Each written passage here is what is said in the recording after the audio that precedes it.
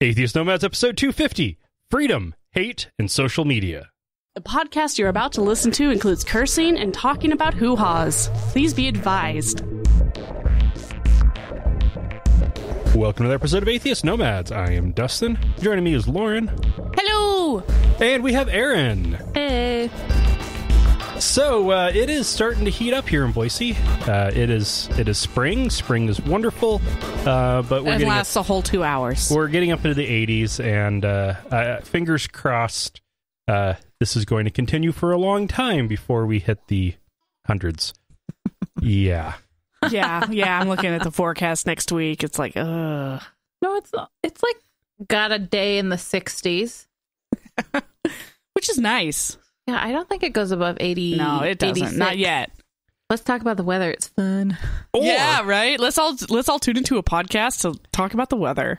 The weather in a place that almost none of our listeners live. I know. That's the best part. Yeah. Let me tell you more about this region. If we actually wanted to do the most relevant weather for our listener base, we'd be doing DC weather.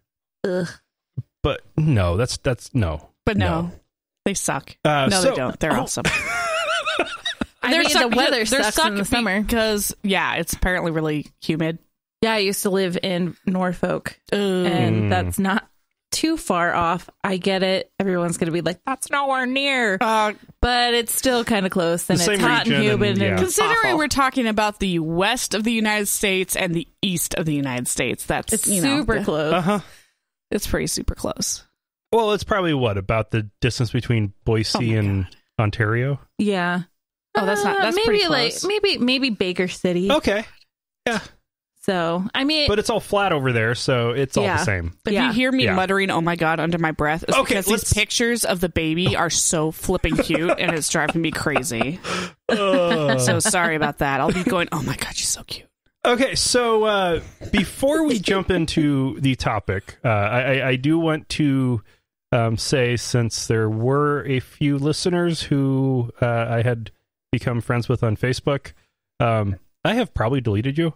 Oh. Well, at least he's being upfront about it instead of doing the sneaky, unfriend and then hope the person doesn't notice. I've dropped more than 2/3 of my Facebook friends and found it absolutely necessary to do that to keep from deleting Facebook altogether. I made the cut, at least this round. Whoop, whoop. I made the cut. I only birthed your baby. Aaron, I know you in person. Right. I consider you a friend. Yeah, exactly. We've known each other for almost 4 years now. Mm-hmm. Oh my god. I know. Time flies. It really does. I'm basically restricting Facebook to family members that I know I won't be able to get switched over to better means of communication. Right. And friends who it's helpful to be able to invite to events. Yeah. And that's about it. Yeah. I mean, I'd love to get rid of Facebook, but I don't. Yeah. I'm too lazy. It's just too convenient. Well, for all the events in town that I want to know about. Yeah. Without Facebook, you are limited to managing your own calendar by going to different websites, which nobody has time for that. Or using Meetup. Oh, yeah. Those are good for specific kinds of groups, but not for everything. Right.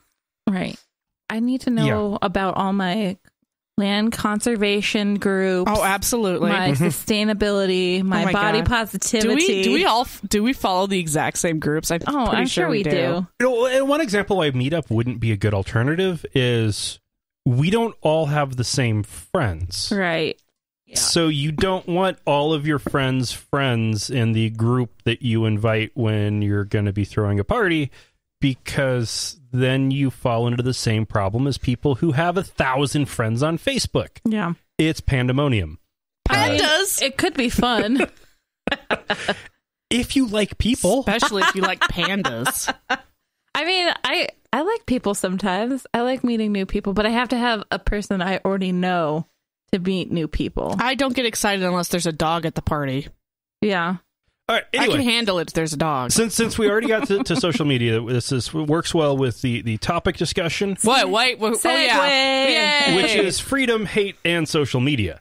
There has been there's been a huge problem in recent years with social media being used to radicalize people. Yeah. It has been a major recruiting tool for ISIS. It is where the alt-right formed, and it creates the scenario where... Looking at you, Reddit. It creates the scenario where, say, you have conservative views, and you follow conservative people, and some of those conservative people follow even more conservative people, and some of those people follow even more conservative people. And then you start seeing those people's stuff, and everybody starts shifting to following the same even more and more and more conservative people until you've got the alt-right, and they want to set up a fascist dictatorship. Yeah. Until you get to the crazies. Yeah. This is realistically probably how incels are created. The involuntarily celibate. You take a guy who is socially inept and having a hard time and is very lonely, starting to reach out to people in the same situation to try to get help, which... Are we talking about like women hating groups? And eventually you get to women hating groups. Yeah. It starts men's rights. It starts out with a guy who just can't get laid, and then it turns into bitterness, and then it turns into hate. It just reminds me of the Parks and Rec's like men's rights group, right? I mean, that's a satirical, and we all laugh at it. We all laugh at it, and yet it's so. Yeah. But it's happening. Yeah, it is, and it's one of those things where because it's there, it is so easy to get pulled the wrong direction. Like I know myself, not too long ago. Okay, 6-7 years ago. In fact, actually, probably right before Lauren and I got together, whoop, whoop, would have been about the time when I would have been the most vulnerable to getting pulled into that kind of a group. I saved his ass. It's the power of the pussy. Power of the pussy. Saved him from the alt-right fascists. I could have so easily gotten sucked into a lot of the conspiratorial stuff. Right. Instead, I got sucked into... skepticism. I was going to say, oh God, how is he going to end this sentence? What are we getting sucked into? Lauren's pussy.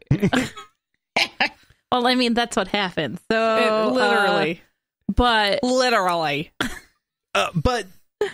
there was no sucking action, by the way. That would probably be not healthy. I don't know. I mean, some people like it. Well, I mean, in the pussy, though. I mean, there shouldn't be any suction. I don't know. Could you? Is it? Well, let's just not get on this topic. So okay. Well, we have talked about hoo-haws now. Yes. Oh, thank goodness you weren't lying this week. Oh my God. I am the hoo-ha lady.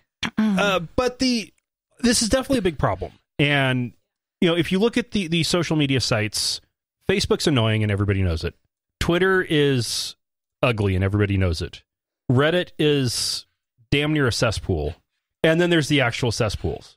And these social media sites are in the current state of online flux that is happening. People are rethinking their membership on different sites and dropping sites, restructuring their online lives a lot right now. And it makes sense that they are trying to clean things up. What concerns me is policing anything like that is almost impossible, which means you rely on either somebody reporting it and then someone reviewing it, or an algorithm. And the goal will always be for it to be an algorithm. Rather than having people involved, yeah. Yeah. Google and Facebook, in looking for nudity, are moving as much as possible to algorithms. And then people are only getting involved if it gets flagged and somebody says, no, that's wrong. Or there's a female nipple. Right. Female only. Nip slip. Got Rocco excited on that one. I mean, do we also run the risk of then censorship? I don't know. Oh, no. It goes into the whole gamut of, let's say that there's like sex positivity groups where women who are, being okay with their bodies. Well, there is a group, and I am a part of a body positive group, and there have been pictures and words on articles that are censored to the whole group because it's been flagged by Facebook. Yeah. Yet all it's talking about is being like, hey, be secure and all bodies are good bodies and love yourself. Well, there happens to be a semi-nude person. Yeah. Yeah, exactly. Breastfeeding groups? Right. If you're in a group talking about breastfeeding, it can be helpful to have pictures demonstrating proper technique and the like. It's really not that sexual, so... No, not at all. That's feeding a baby. That's as not sexy as you can get.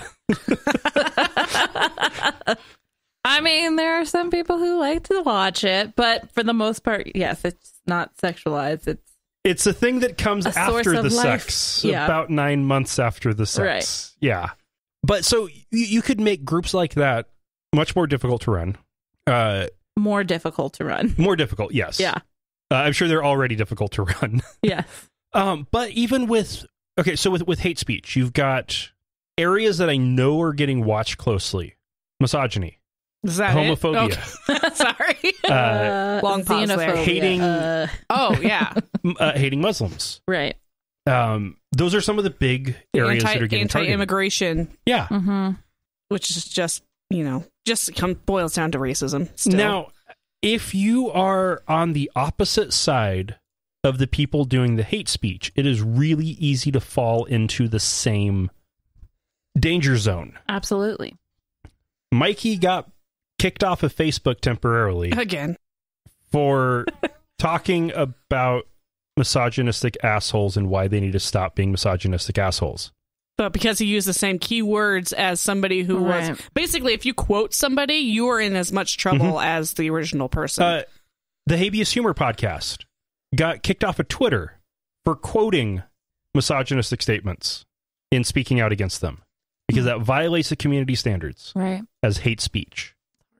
And if hating on Muslims is bad hate speech, where do you draw the line between having a discussion about the actions of Islamic groups and as governments that are acting in the name of Islam versus Muslims in general?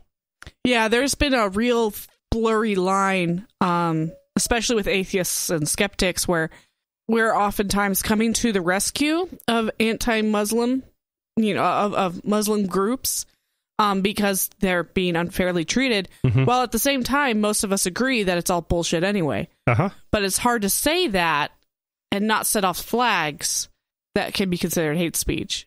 Or you can just be a douchey atheist and just, and get yourself banned. Then you ain't reaching nobody. Now, I don't know how I feel about this.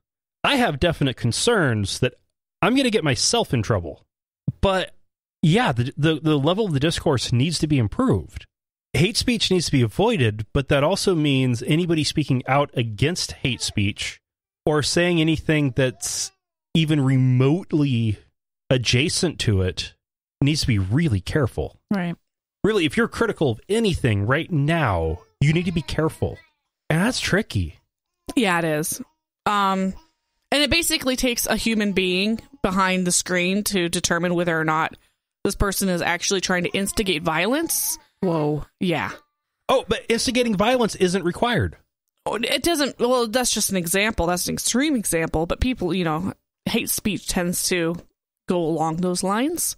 But yeah, it's messy. It is really messy and gross. And I totally get why people are kind of shunning social media right now. I curate what I look at. 90% of what I like on Facebook is cute puppy videos. And so Facebook wants to show me more cute puppy videos, and I am okay with that. Yeah. Same with Reddit. Yeah.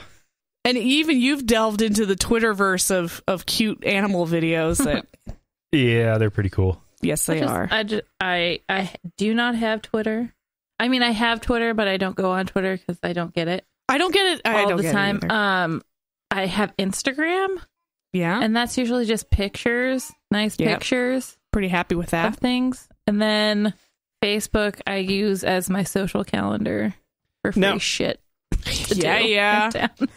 Now, the social media companies are also continuing to be... Okay, Facebook is continuing to be a complete asswipe.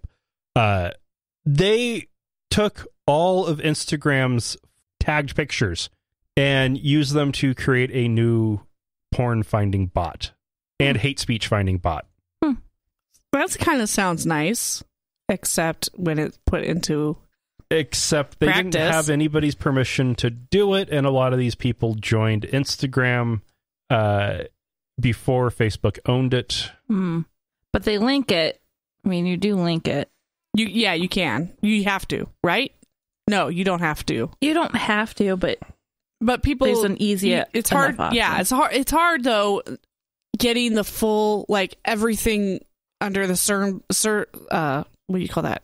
Terms and conditions of everything that you're agreeing to when you click a link button. Right. So you don't necessarily think that somebody's going to swipe all of your Instagram photos and use them for some weird algorithm, and you're like, I'm not sure if I'm okay with that. And it's like, well, too late.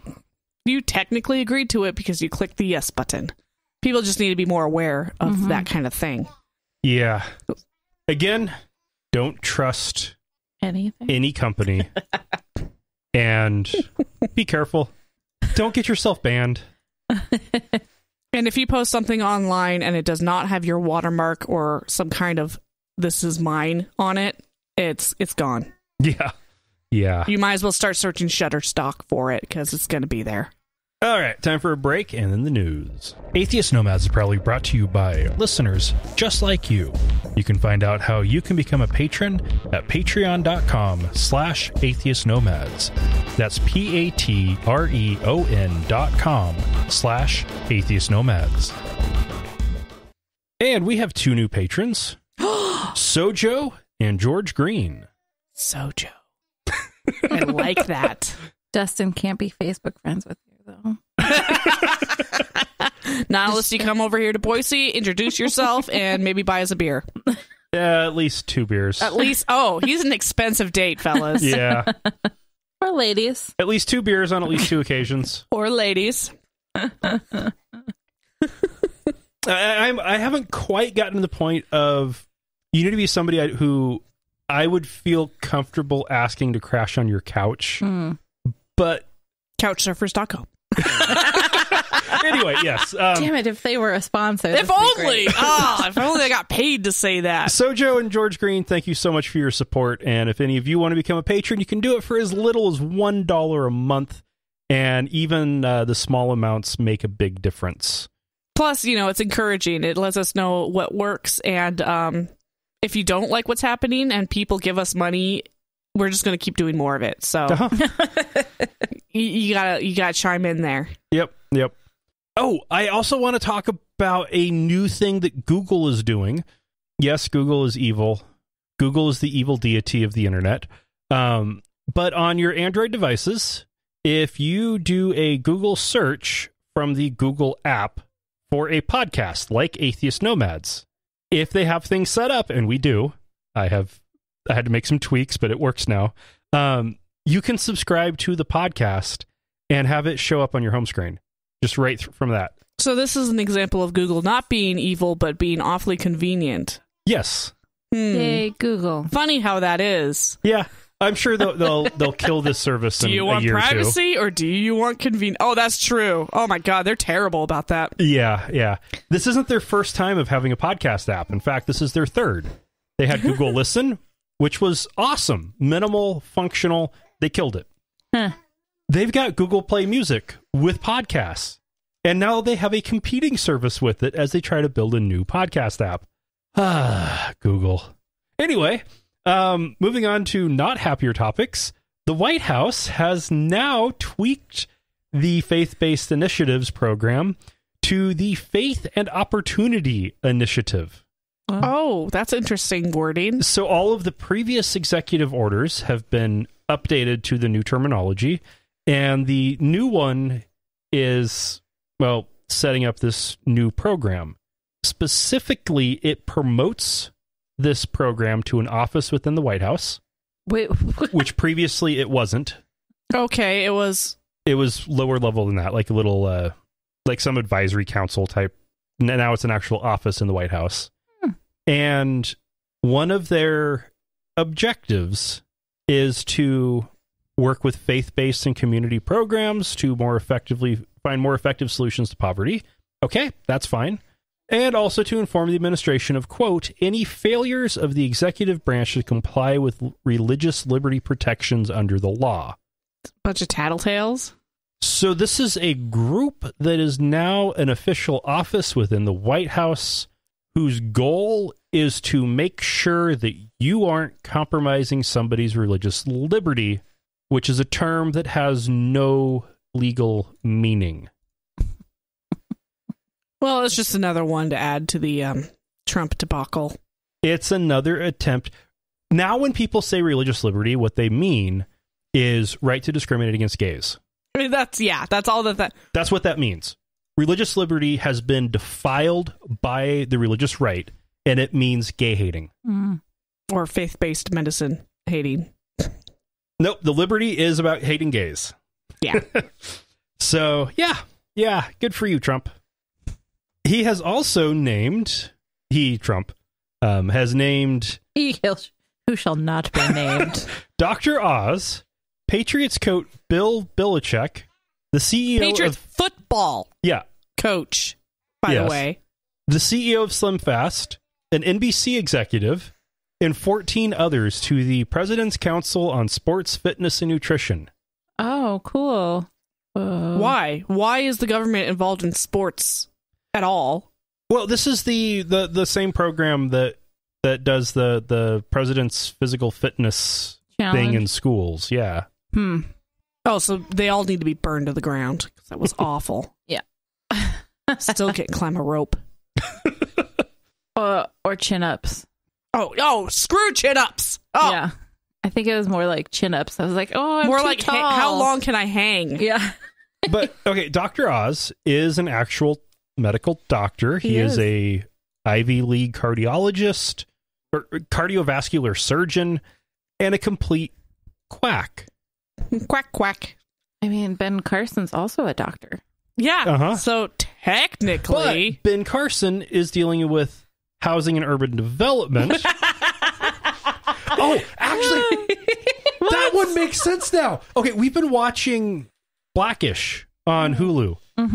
Excellent show, by the way. It's a great show. Very woke. Okay, Ben Carson I used a term. is one of, or the only black person on the cabinet. So, of course, he's running the department with urban in the name. Of course. He's the secretary of urban. Wow. Oh, they're that's like, terrible. what shall we give to you? Urban. Not Health and Human Services, which you would think a doctor would be inclined to do. No, housing and urban development. Oh, Jesus. Is not a thing. I don't know. They picked the black guy to be in charge of the urban projects. Yep. Anyway, so Dr. Oz, complete quack. Bill Belichick, other than being cheater, personal friend of Donald Trump, major backer and supporter. Yeah. Supporter means money. Of course. Yeah, that must have been a lot of money to get a freaking position in the... The CEO of SlimFast. Okay, so when he was reading off this list earlier, I honestly was thinking to myself, this sounds like somebody casting a new reality show. Right. And it is going to be hilarious. Yeah. And then I'm like, oh crap, that's our government. I just feel like these were high donors, and he was like, you know what? I'll give you a position. I'm going to give you a position. I'll promise you a position. Bigly. Yeah. Yep. Or I want you on my side, so I'll give you this position. Which you're not supposed to do, right? I mean, that's... No. Already done nepotism and all the other stuff you're not supposed to do, so That's true. Foreign emoluments, cooperating with hostile foreign powers, yeah, it's all things that you should not do. But oh man, what's as funny the Trump is do. Bill Belichick almost makes sense. You're putting a major league sports coach on a council that deals with sports and fitness. Yeah. Okay. Yeah, I get that. SlimFast so that they have the waistline. SlimFast seems pretty biased. Nutrition, man. There's minerals and vitamins in it. Yeah. But no. And all women, you are too fat. Eat this milkshake instead. Yeah. Mm-hmm. Like I said, it sounds like a reality TV show. It does. It really does. I'd watch it, probably. I would, too. And I just hope that all of them get burned in some way. Is it like a Big Brother house, you think? Oh, like they're all stuck in a living house. there? There's no TV. Stuck in the White No House. phones. Let's see who comes out the victor. You know what's funny is that they could probably have like no TV, no phones, and still be better informed than what they've got now. Oh, yeah. Mm-hmm. Because of the fact that they watch nothing but Fox News and Breitbart. No, there's no TVs in reality TV shows. Oh, okay. No TV. Just by yourself, cooking meals, drinking by the pool. That sounds... Damn. That sounds... I think we're going to have to do our own reality TV show, Dustin. That's starting to sound... It's better than sitting here in the sweltering heat trying to podcast with no fans on. It's not that hot. Listen, we'll get a kiddie pool. We'll put it under the table. God. And we'll yes. Sip margaritas. Oh, that sounds wonderful. Poolside. Oh, that would be great. We still have the blender, right? We do. That blender is actually designed with drinks in mind. So, yeah. All right. We have summer podcasting figured out. So 2 weeks ago, I think it was. Baby a week or two ago. Playing it. I went ahead and skipped a story about the South Korean president suggesting that Trump should get the Nobel Peace Prize. Oh my gosh. But now 18 members of Congress have officially nominated him for it. Oh, but under what, like, why? What are their justifications for the nomination? Like, what did he do? What's he done? Supposedly he's prevented... I don't know what happened that weekend. Their claim is he finally ended the Korean War. Oh. The Korean War is officially over now. Oh. And they're saying that he gets credit for it. I have a hard time believing that. Is it that he went over for a weekend, and when he was done, they're all like, yeah, okay, we'll play nice. I'm like, what did he say? Wait, hasn't gone over yet? Oh, didn't he go to South Korea? I don't think he's gone yet. Oh God. But he's ended the war from afar. He's brought back print media. Give him a Nobel Peace Prize. What he did was call the president of North Korea Rocket Man. Yeah, they've exchanged some jibes. He has threatened to bomb North Korea back to the Stone Age. He has threatened to nuke North Korea. He has threatened to do a full-scale invasion of ground troops. He has moved several Navy battle groups into the region. That's not peace. I mean, are they saying it's peace because didn't North Korea say at one point they were going to bomb us, and then all of a sudden they're like, all right, never That's mind, because just joking. And then now everyone's saying, oh, yay, look what he did. Good job. What happens if you've been following the news? He incited some issues, and then the person just dropped it. Yeah, no, they were all ready to bomb Guam and stuff, and then their test facility was on a mountain that literally collapsed on itself. They don't have any more program because it broke. Trump used his mind. Who I think actually deserves the credit for North Korea is probably China. The last thing in the world China wants is a united Korea, because a united Korea would be run by South Korea, not North Korea, which would mean at least as China looks at it, U.S. puppet state on their border. China doesn't want that. Yeah. They want a buffer. So what I suspect happened was the president of China called up the president of North Korea and said, knock it the fuck off or we're going to come kill you. Oh, okay. And could you hold on? I have another call. Yeah. Oh, Trump's on the line, sir. Oh, and also, China are the ones who figured out that mountain collapsed, and they're the ones that are getting fallout from the collapse of that mountain. Yeah, it was not good, and the fact that it's been so underreported is just... So I definitely suspect China was just like, come on, knock it off. We will replace you if you don't.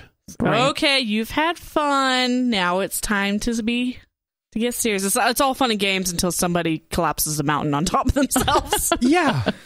And they couldn't stop China. There is no way they could stop China. No, yeah. And nobody else would stop China if China went in and replaced the government in North Korea. I think everybody would cheer. So I'm pretty confident that's what actually happened. Granted, there is no evidence that that's what happened because nobody would ever want there to be evidence of that, at least not in China or North Korea. It was Russia. Let's not even get started on that. Oh, jeez. True, we should credit him with peace with Russia, too, shouldn't we? Yeah. Well, yeah, except in the last year. No, this year, U.S. and Russian troops have directly engaged in combat for the first time ever. Well, isn't that special? Yeah. U.S. Secretary of Education, Betsy DeVos. Boo. Boo. Yes. Delivered the commencement address for the graduation at Ave Maria University in Florida. During her 20 minutes, she focused on the teachings of John Paul II, Mother Teresa, Jesus, and heavily pushed service to God, country, and neighbor. But she was at a university that was religious. Uh-huh. Yeah. So, I mean, that makes sense because she's just an awful person and wants to do away with public schools. Basically, we're saying we're not surprised. Well, no, I'm not. No, it's not surprising, but when a government official speaks at a religious school for the commencement address, it is in that official capacity. No, it was totally inappropriate. So the normal approach for a normal person not in the Trump administration would be make some acknowledgement of the faith community and its role in the larger community, and then talk about secular things about doing your best to make this country great. Rah, rah, rah, America. But we already know she's pretty religious. I mean, she wants to privatize all schools. Mm-hmm. And you know what? With schools, religious freedom. Yeah, we've discussed the whole school choice thing. Beat that into the ground. I don't know if it's been beat to the ground enough. My only hang up with Paulette Jordan. She also wants to privatize schools? She's pretty into charter. She sends her kids to Washington State School across the border because the Idaho public education is so bad.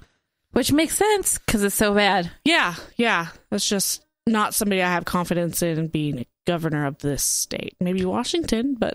Well, okay, and in her case, and for those of you not aware with Idaho politics right now, we have a governor's election campaign going on right now, and on the Democratic side, Paulette Jordan is one of the candidates.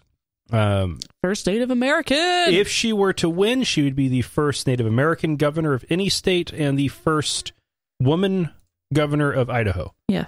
Which would be great, but it's not going to happen. Yeah, not going to happen. And her views on schools is that Idaho public schools suck. Idaho public schools where she lives in northern Idaho suck. Yeah, that's because you're in the sticks. And the solution to making those schools better isn't charter schools, because nobody's going to put a fucking charter school up in the middle of nowhere. All that's going to happen is the funds that would be available for that public school are going to be diverted to private schools in Boise. Yeah. Well, I mean, wouldn't that make sense then that she should be the governor so she could overhaul education? I mean, the state board educator person is superintendent of public education. Is also pretty awful too. Yeah.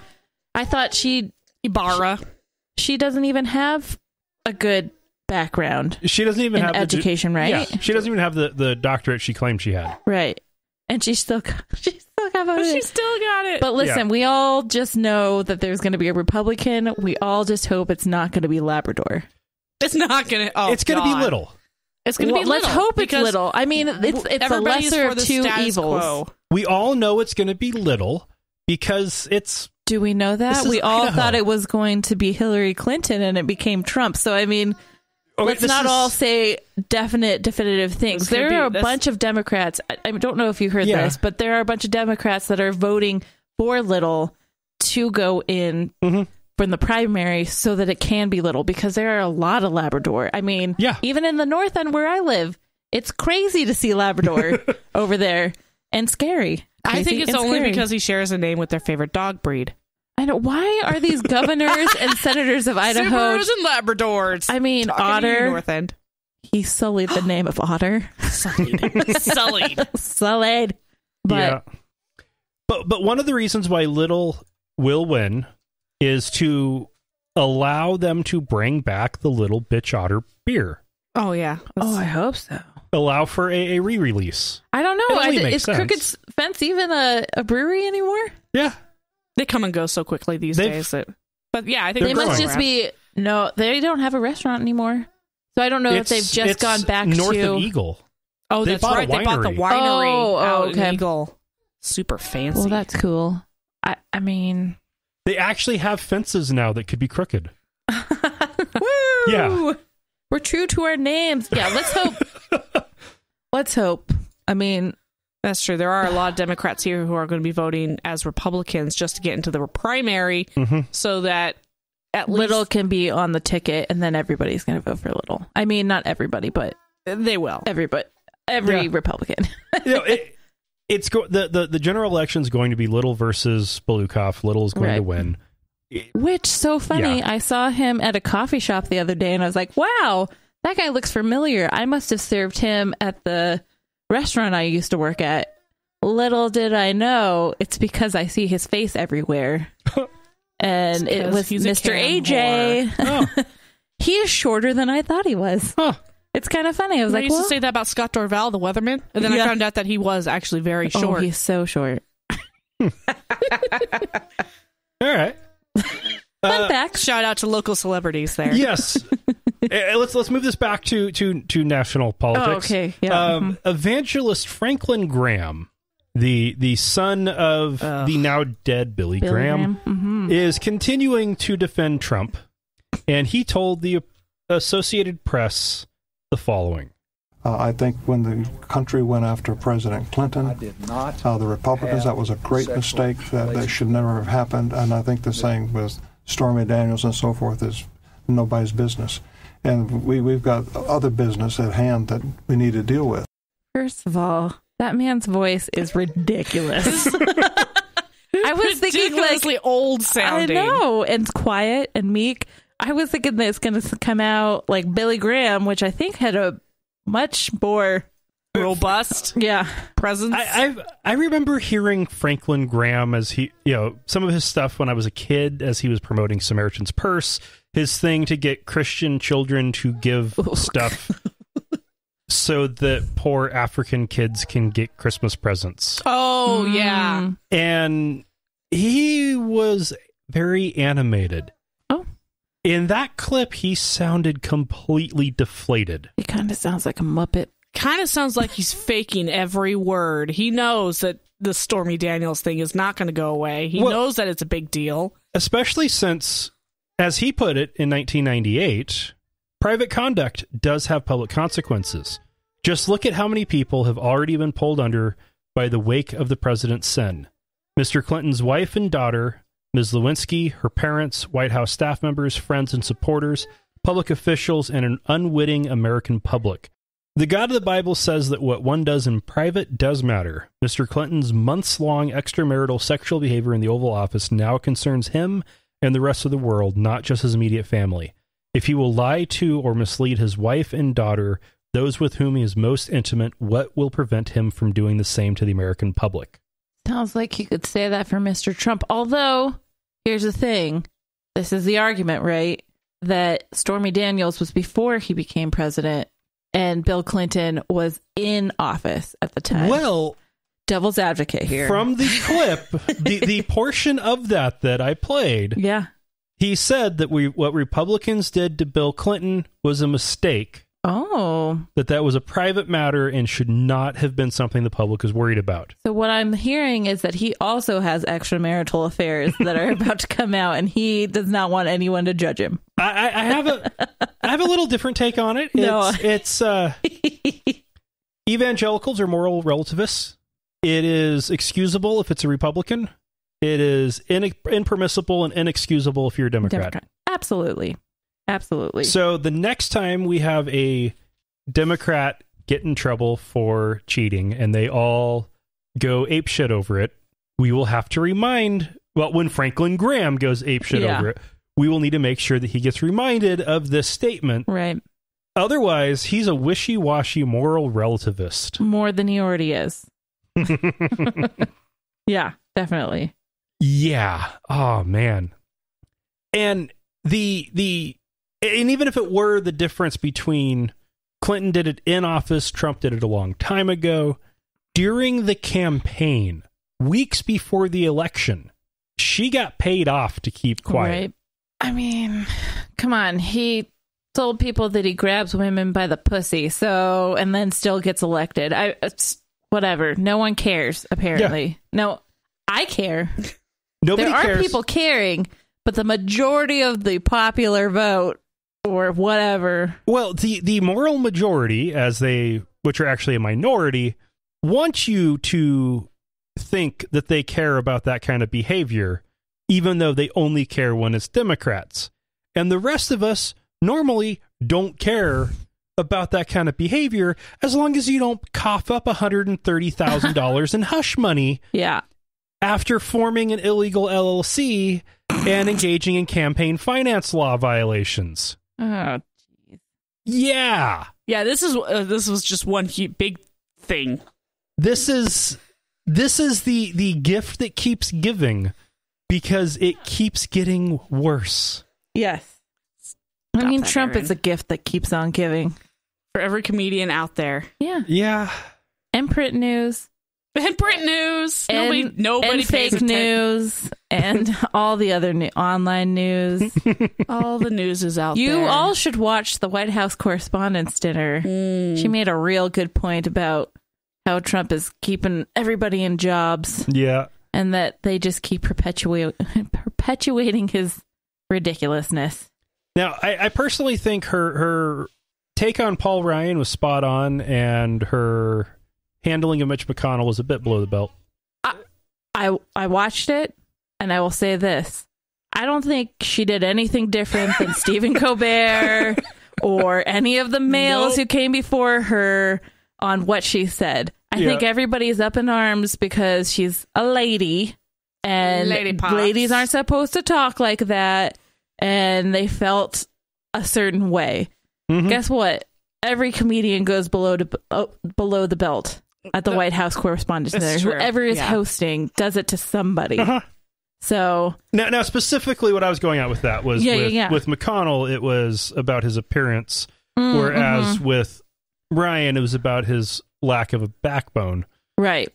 Yeah. Absolutely. And yeah. Although I constantly make fun of Mitch McConnell's appearance. Yeah. It's an easy joke to make fun of somebody's appearance. Yeah. And I myself have had to stop commenting even on the president because, listen, I don't care. You're a horrible person. I don't care what you look like. Here are the reasons why you're despicable.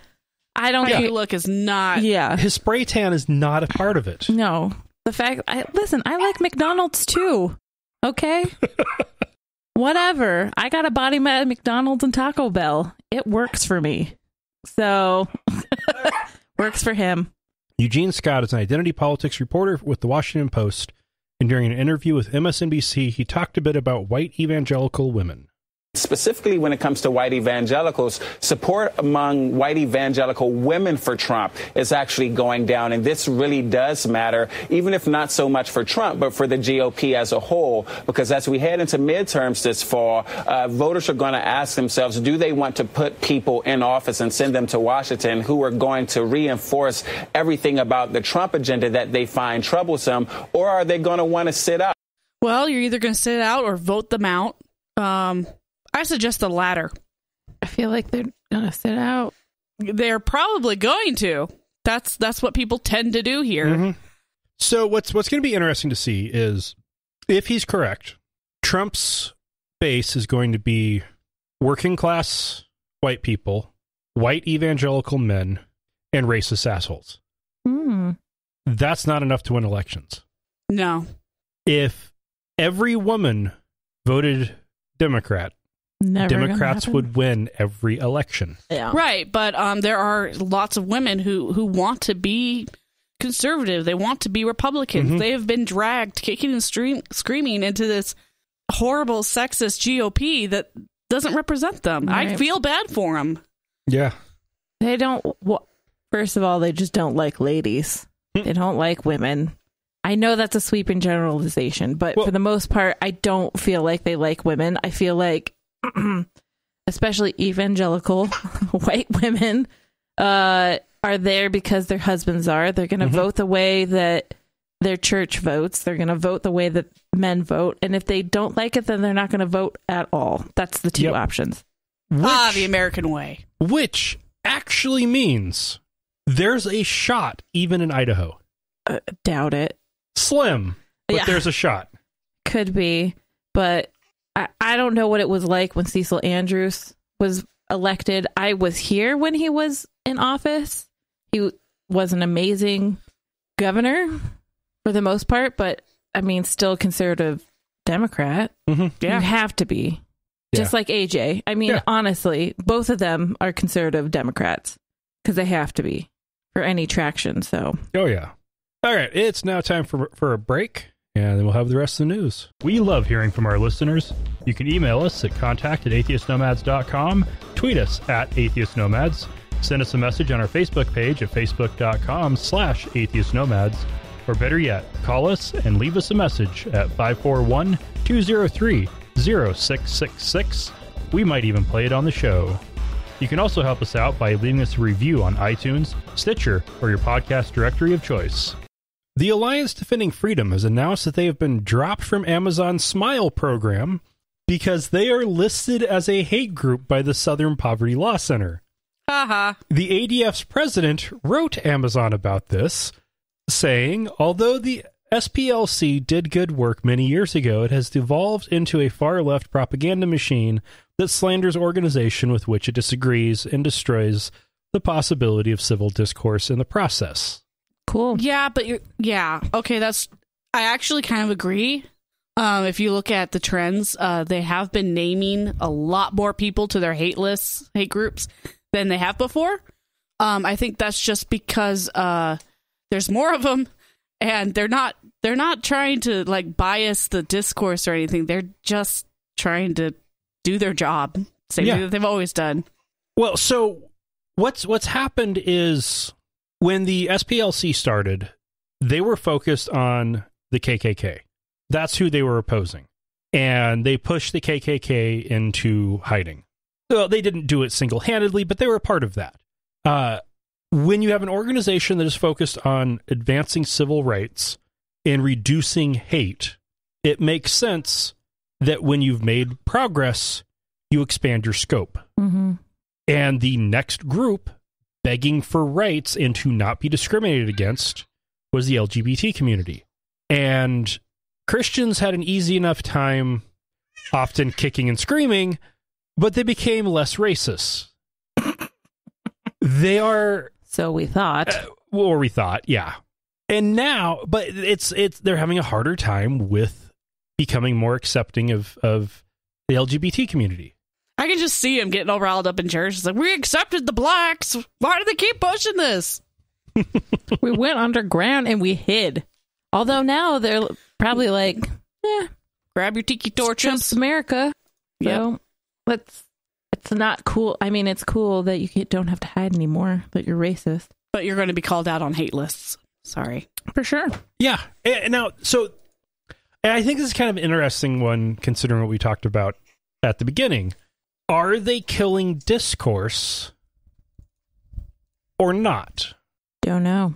I don't know enough to be able to comment on it.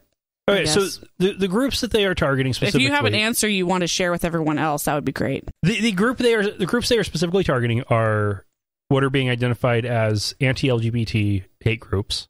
That is what the Alliance Defending Freedom falls under. They're also starting to target some anti-immigrant groups. And I don't think that is killing discourse. Whether or not a group has the right to have rights, I don't think needs to be a discussion. Yeah, that's true. It's not really something to discuss. Not in modern society, anyway. We're not asking, does this person deserve to have rights? We assume that because it is a person that they have certain rights. Right.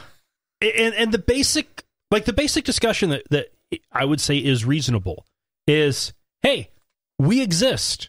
You are discriminating against us, and we want rights. Okay, could you tell us more? Because I don't understand what you're saying. And then have a little bit more dialogue, start understanding, and stop being an asshole. Mm-hmm. That's all it takes. Yeah, there's a little bit of discussion. But for gay rights, that discussion ended before I was born. Or at least it should have ended before I was born. I'd say the window on that was the 5 years after Stonewall. Well, I don't know what that is. Sorry. Fill me in here. That was... it was a riot. Big riot in... I think it was New York. Yeah. Big riot in New York. In the Village. Outside of a gay bar. Mm-hmm. Oh, wait. Okay. Starting to ring a bell. It was... At that point, it was illegal under New York state law to be transgender, and I think... I mean, it was illegal to be gay. It was illegal to be gay. Yeah, pure and simple. It was illegal at that time in New York to be gay. And to have a gathering of gay people was even more illegal, so the cops showed up and started beating people. Yeah, okay. And pulling them out and arresting them on the street. It was a lot of basically a known gay bar, but not, right? Yeah. So people were still pretty anonymous, but then at that point, it was like, well, not anymore. There were now you're on the front page of paper and yeah. That was the point where gay people started figuring out they couldn't stay in the closet because they'd be found out anyway.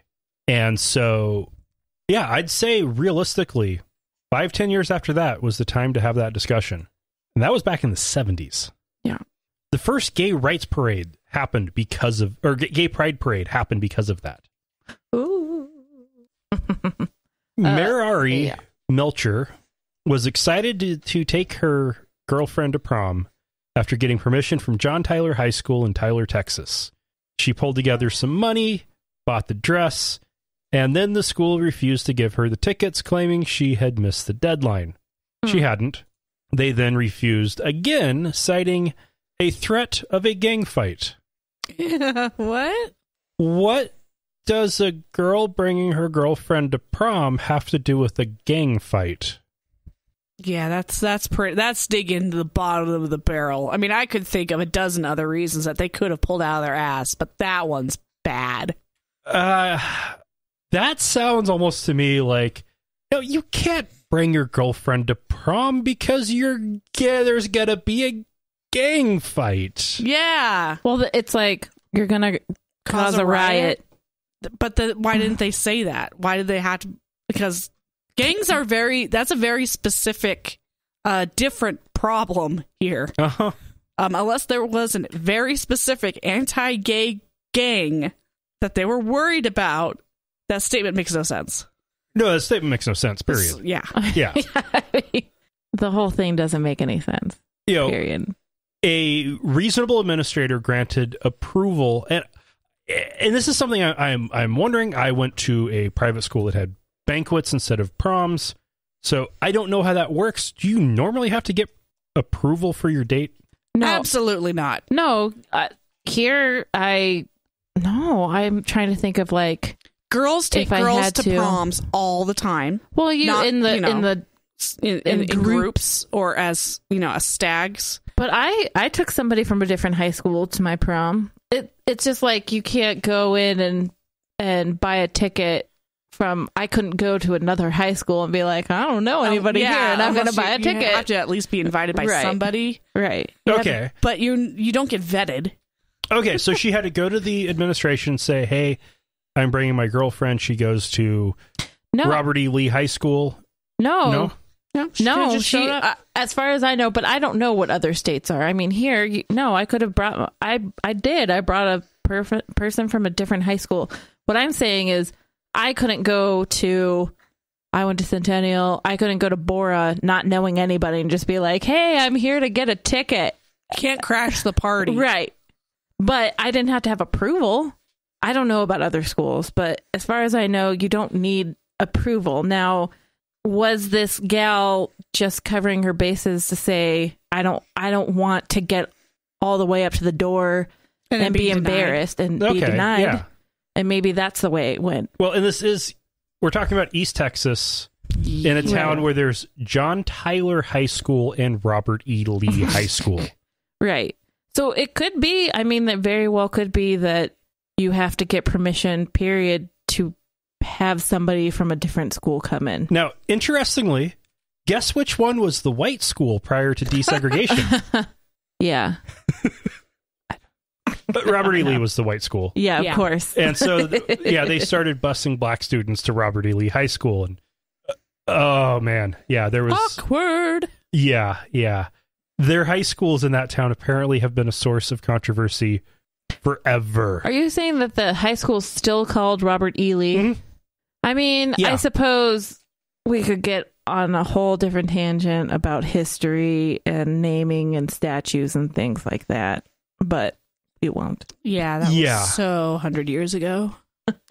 Actually, those statues aren't. No, I know. No. They're only about 50. Yeah. I mean, that's what happened to Charlotte. Yeah. That was the whole reason why that all happened. Whatever. We won't do it. Yep. Not today. Yeah, it's like the Table Rock Cross. Now that is private property, man. That's only been there since the 50s, and that square foot is private property since the illegal land sale back in the 60s. But hey, it happened, so it's all done. Or no, it was put up in the 60s, and the land sale was in the land swap 70s. Was later. Yeah, it came after. It was still very illegal. Mm-hmm. Yeah, but nope, it was done. You got that 1 square foot plot of land. Now they whine, cry, and bawl about the how much graffiti there is up there. It's like whatever. But yeah, this is just a simple case of one school administrator was afraid of getting sued, rightfully so, and at least one other wasn't.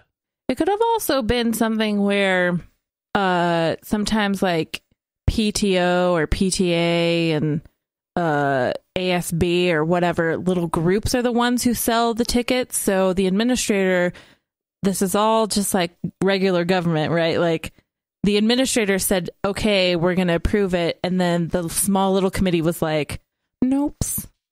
Like, we're not going to do that. So it wasn't technically up to the administrator. It was up to the group, and the group are awful. Except it says the school. We don't know what the situation is. Yeah, right. We don't know those details. I need more information.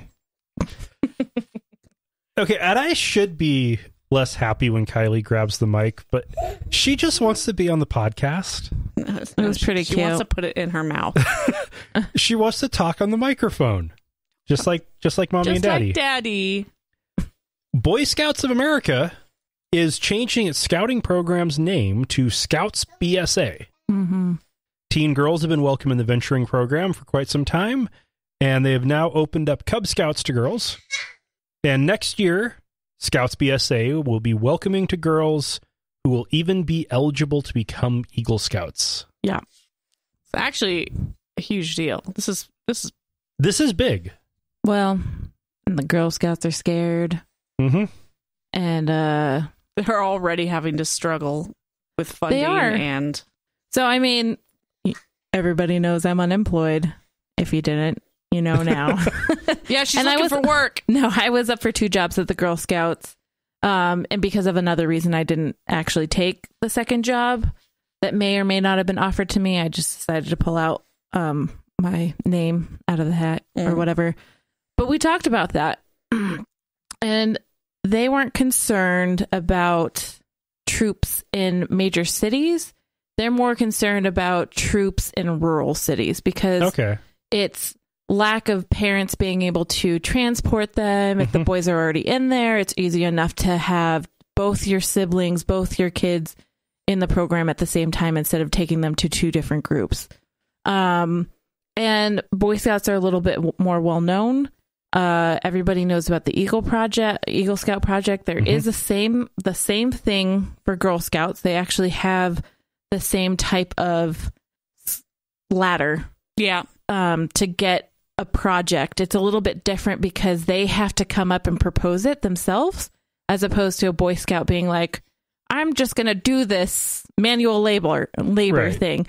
They actually have to have a plan and thought. Not that Eagle Scouts, I'm sorry if anybody's an Eagle Scout, not that they don't, but they have to come up with a proposal and intention and a reason why they're doing it. So they also have to come up with like a paper and a reason why they're choosing the thing that they're choosing, because it has to do with... Anyway. But does that get the same recognition from the government that Eagle Scout Absolutely does. not. Okay. Absolutely not. Wait, what does the Eagle Scout get from the government? Oh, I don't know. Actually, advanced enlistment in the military. Oh, I did not know that. So you know what? I don't know. I'm sorry for saying absolutely not. I have no idea. Preferential consideration for service academy. Oh, yeah, that's a. I would say no, but I could be totally wrong. So here's the thing that I think we're getting on the topic of there's two differences between. There's a real glaring difference between a Boy Scout and a Girl Scout. Now, a Girl Scout is very much not religious. Boy Scouts is very religious, right? Yeah. Usually sponsored by, each troop is usually sponsored by a church. Right. If you're in the West, Mormon. Yeah, definitely. Yeah. Well, funny enough, if you're in the West and you're not Mormon, you're probably staying away from Boy Scouts because your church thinks that Boy Scouts are creepy. Maybe. Because they're Mormon. So you want to hear something? I read this story ahead of time and I thought to myself, no, wait, I thought they totally didn't care about religion. So I had to look it up because the Unitarian Universalist Association still has Boy Scout troops. And I pulled up an article from almost exactly a year ago from a person who has, who is a UU member, and they decided to stop going and giving money to UUA because the church, the Unitarian Universalist Association, is still okay with having Boy Scouts because their feeling is that if it's like changing from the inside. Okay. But this person brought up a great point of, but that doesn't make sense because then you're saying that it's okay that they discriminated against LGBT. It's, well, in an essence, because they're saying that they don't recognize anybody who's atheist or agnostic. Yeah. That's not, but they're okay with homosexuals now. A year later, they're okay. Yeah. But their point was that it's still like saying they're anti-Muslim, they're anti-LGBT, they're anti, because they're segregating a group. Yeah. Now, the way Boy Scouts organized it is when they finally bowed to pressure on allowing in gay scout leaders, the Boy Scouts of America decided to allow gay scout leaders. It's up to each troop to decide if they're going to. In particular, the sponsoring organization, which means Boy Scouts of America decided to do that. And I bet the only Boy Scout troops that will allow in gay scout leaders are ones held at a UU fellowship. Oh, for sure. And the other thing is, I don't believe UUA scouts can officially become Eagle Scouts because unless they say they recognize God. Yep. Because that is a big point. Yeah, that's huge. And if you're an atheist, you can't become an Eagle Scout. They've gone with a don't ask, don't tell standpoint. But you still have to do a God badge, I believe, or something like that. Yeah. Is it like AA where they just, they just bite their tongues and go through it? Maybe. But if you're not a religious believer, you're not going to become a scout leader either. Right. Officially not allowed to become a scout leader if you are an atheist. And my wonder is, though, if, in my mind, that's a huge selling point for the Girl Scouts to be like, hey, we accept everybody. Yeah. It doesn't matter. I mean, that are identify as females. And I believe they do actually have transgendered Yeah, they do. scouts. Yeah. So, but they need to identify as a female. If you identify as a girl, you can be a Girl Scout. Right. And I like the Girl Scouts. I think they're great. I think they're empowering girls to get into STEM. That's their big push now. I think they've got a great model. Now, if some of the chapters would stop being so divisive, I think they would have more success. My mom finally admitted to me that, yes, she wanted me to be a Girl Scout, but she didn't because she would have been dragged in as a den mother. She couldn't. She didn't want to do all that volunteering. Oh yeah, it's very parent heavy. My parents wouldn't let me be in. Well, Scouts wasn't ever a consideration, aside from Cub Scouts in first grade. But the Pathfinders, which is the Adventist scouting program, because Boy Scouts are too secular. Mm-hmm. The Baptist church that my Adventist church rented for our services, they had Awana, which is the Baptist scouting program, because Boy Scouts are too secular. Fucking Mormons, they're not Christian. So the thing is that in the Mormons too, I guarantee you they're not going to let their girls go into a Boy Scout troop, even though it's allowed, because they already have girls have a group called Young Women's. And so that is like their scouting, but more for homemaking. Like, how do we make cookies? And let's sew pajama pants. And and how, homemaking skills. Yeah. So what Girl Scouts used to be. But Girl Scouts wasn't homemaking skills. It was a nature. Oh, it was? Okay. Yeah, they were called Girl Guides. Aw, so it definitely was a nature-based program from the very beginning. Cool. Don't try to sully the Girl Scout name, Lauren. I'm an expert canoeer over here because of the Girl Scouts. So. Very nice. Since recording the episode, the Mormon Church has announced that it is severing its ties with the Boy Scouts. This is something that apparently has been in the works since they decided to make it co-ed last year, and they are, as maybe even something they were considering as soon as Scouts decided to allow gay Scout leaders. So they're going to be creating their own scouting program that is going to be very, very Mormon. It's going to make Boy Scouts look downright secular. So this is going to be a tough thing for Boy Scouts around at least the Western U.S., where many, many troops meet in Mormon churches. So they're going to have to find new homes and new sponsoring organizations.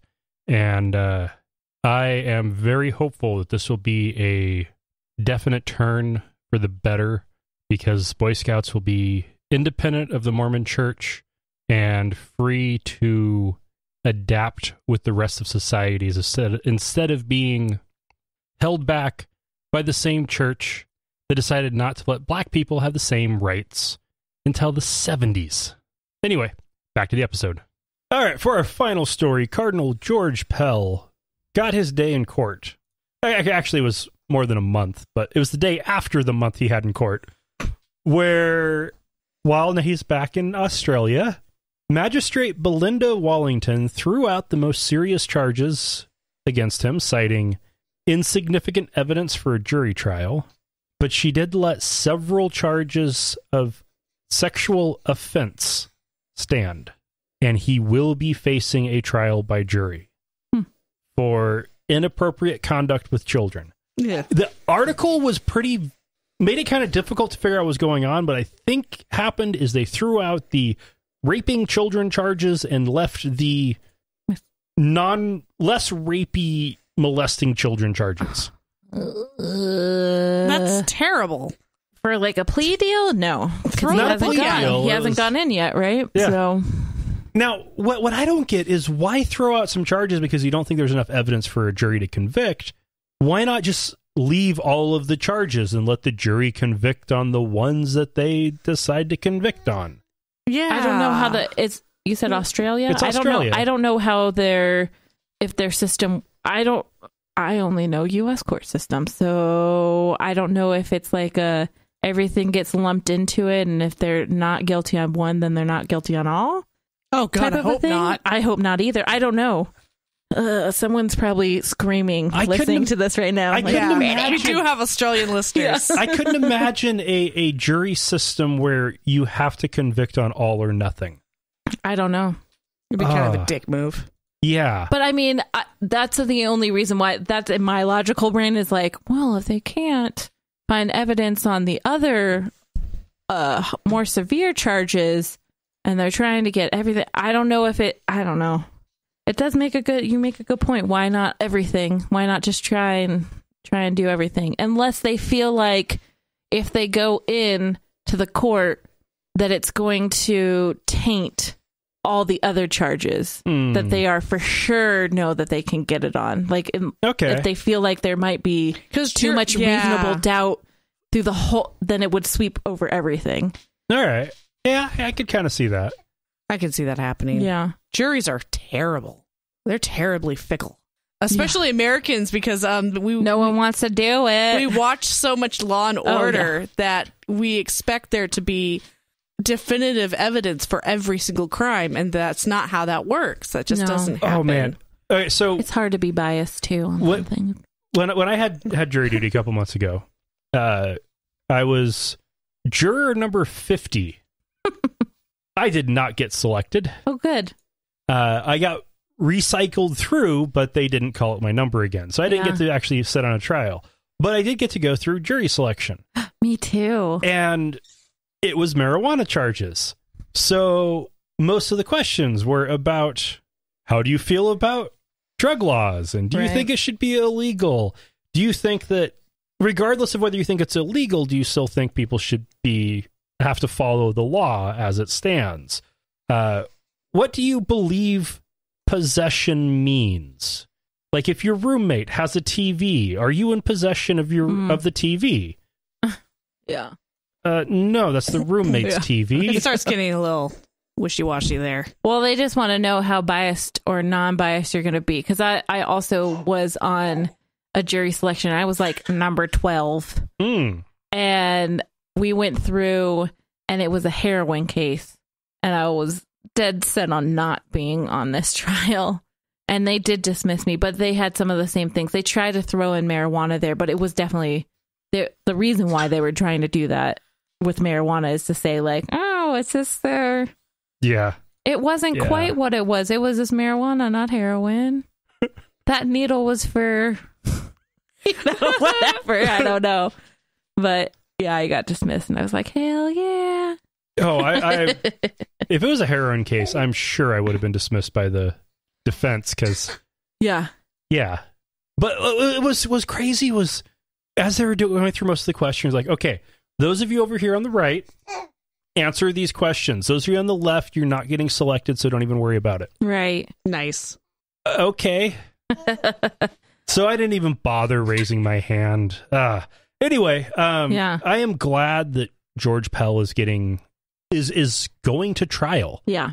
This is the highest ranking Catholic official to face trial on, I think, anything, but definitely for the child sexual assault issues that they keep having. And he didn't have to go. I'm kind of surprised he did. He was happily serving as the head of finance at the Vatican, which means he was one of the highest ranking members of the Catholic Church. Right. He was in charge of the Catholic Treasury. And he went. The Vatican doesn't extradite. Oh, I was going to say, do you think they were like, come on now, you should go? Yeah. Like they were trying to make an example out of him. Like they forced him to go. Make him be the fall guy so the rest of them don't look so bad. Right. They're like, give us back your jeweled crown. A $10 million ring. And get the fuck out. Yeah. Anyway, it'll be interesting to see what happens. Like, do you choose to retire, or should we fire you? Oh, which apparently the House chaplain is fighting again. Really? He resigned. How do you keep fighting after you resign? Because he resigned under pressure. So that's still a resignation. I don't know. I think that if you are forced to resign for political reasons. In that particular case, I support his right to argue I feel that. Like other people have done that before, too. Yeah, like, I've been forced to resign, and now I'm going to fight this because that was unfair. Bullshit. I was put in an impossible position, and I regret that decision, and now I want comeuppance. Huh. All right, anyway, we are out of time. Agree to disagree, I guess. Jeez. No. I don't know. I saw some headlines. I didn't want to revisit it. Okay. Yeah. No. We talked about it enough last time. That's it for this week. Erin, thank you so much for joining us. You're welcome. Thanks for thank you. Me. And Lauren, thank you for being you. Oh, God, dude. Thanks for being a friend. And remember, not all those who wander are lost.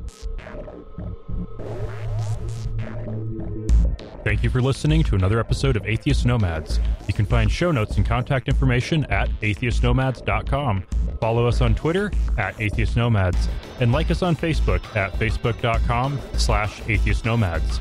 Please subscribe to the show in iTunes, Stitcher, or your podcatcher of choice, and while you're there, feel free to leave us a review. Theme music is courtesy of Sturdy Fred. Until next time, this has been the Atheist Nomads.